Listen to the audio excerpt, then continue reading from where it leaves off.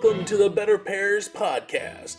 Join Dr. Jason Fujikawa for his insights on theology, philosophy, culture, and the verbal expressions we use to relate meaning and reality to one another.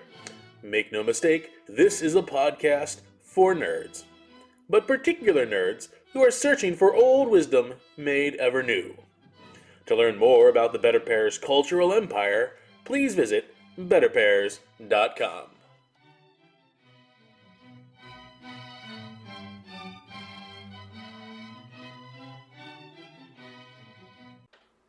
Hello again, and welcome to the BetterPears podcast. In our inaugural episode, I'm Dr. Jason Fujikawa.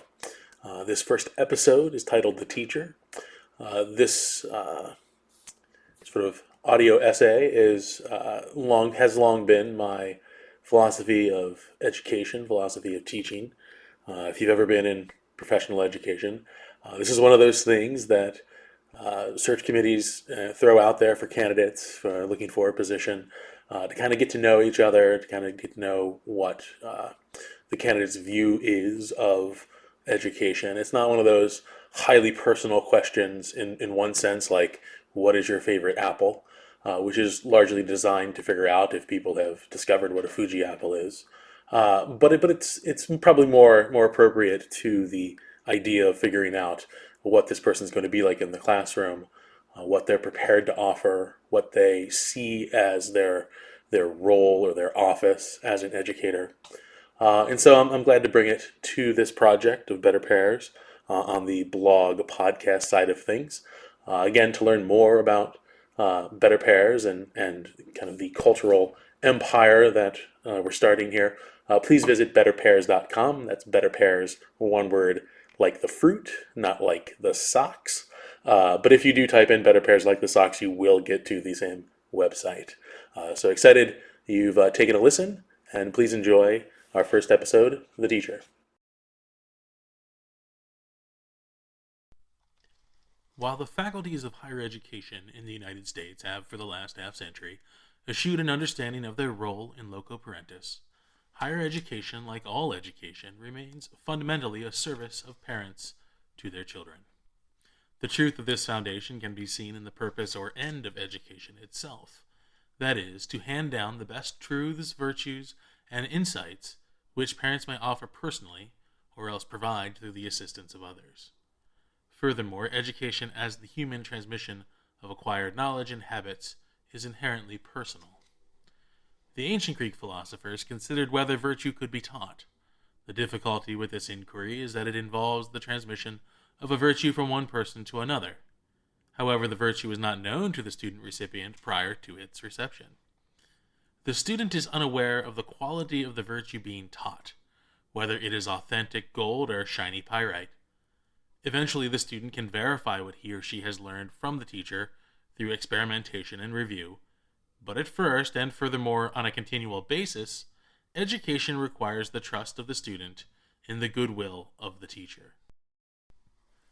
Thus, divine providence has arranged, and human societies have, for the most part, cooperated in allowing parents to educate directly and otherwise provide for the education of their children. Parents are the primary educators of their children as an enduring response in service to the natural law and divine command to be fruitful and multiply. Their service begins with the mere physiological well-being of their children, the foundation of filial trust in the parents, and extends to the education and formation of their children, which may be beyond the gifts and abilities of even the parents themselves. To succeed as students, we must trust our parents, and the teachers, whom our parents in some sense have provided for us, similar to the way we must trust our bodily senses. There is a certain status given to knowledge and insights which we acquire on our own through the use of our natural abilities of observation, experimentation, and analysis. We want to see things for ourselves. This is nothing new to the human experience. While René Descartes sought out clear and distinct ideas upon which to base his rational conclusions, St. Thomas the Apostle similarly suspended his judgment of the resurrection until he could probe the wounds of Christ with his own hands. Seeing, as well as the other bodily senses, is quite nearly synonymous with believing, and yet we do experience illusions. The oar dipped in water bends before the eyes of Descartes. Pictures appear to move before our eyes at the cinema. The sun descends below the horizon minutes before we see the sunset. The senses deceive us, and yet we only grow in knowledge once we engage the apparent deception to uncover an underlying truth of creation. Similarly, there are times when our human teachers, including our parents, may appear to deceive us and challenge our trust in them. The apparent deception cuts more deeply than sensory illusions on account of the personal willfulness behind the injury to our trust. Such crises of trust are the watershed moments in an individual's education. These moments precede decisions either to switch teachers or schools, to stop listening to parents or teachers, or to look at the matter with new eyes and to elevate one's understanding beyond what was previously grasped. The parent and professional teacher both desire this last outcome, which is the maturation of the student towards adulthood. The professional teacher works in the place of the parents, yet without the benefit of the student's natural disposition to trust in those upon whom he or she has long since depended. The professional teacher must therefore keep 4 aspects in mind while entrusted with the education and formation of students. First, the teacher must seek out the trust of each student. It is not enough that a teacher be resolved personally to seek what is best for the student. This resolution must be made known and indeed felt by each student.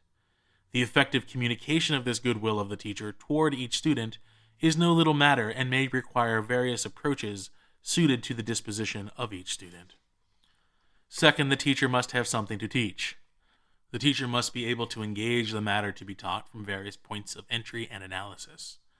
The ancient dictum, "What one does not have, one may not give," applies most appropriately here. This does not mean that a successful teacher must have all the answers. It does mean, however, that a successful teacher is a steward of wisdom and worthy of the trust of each student. Third, the teacher must be courageous in bringing students, properly disposed, to those moments of crisis and growth. The education and formation of boys and girls into young men and women capable of bearing Christ into a fallen world is a daunting task and no place for either cowardice or temerity. The successful teacher forms the student toward this mean between extremes by having a solid plan of instruction towards clear goals and then modifying this plan to account for both external circumstances and the personal development of students along the way. Fourth, a teacher must be vigilant in recognizing the limits of his or her office in the education and formation of each student. In other words, a successful teacher is humble, knowing that he or she has played a pivotal role in an ensemble cast. The teacher as teacher is neither the parent nor the teacher, Jesus Christ. The successful teacher nevertheless depends upon how well he or she teaches in partnership with parents and cleaves to the teacher, the exemplar of self-giving, sacrificial love. Education is a personal encounter for the educator and the educated. It is not performed in a factory of interchangeable parts. Rather, it is an adventure, a pilgrimage, a fellowship we make with unrepeatable people who share what is true, good, and beautiful in them, in the rest of creation, and the Creator.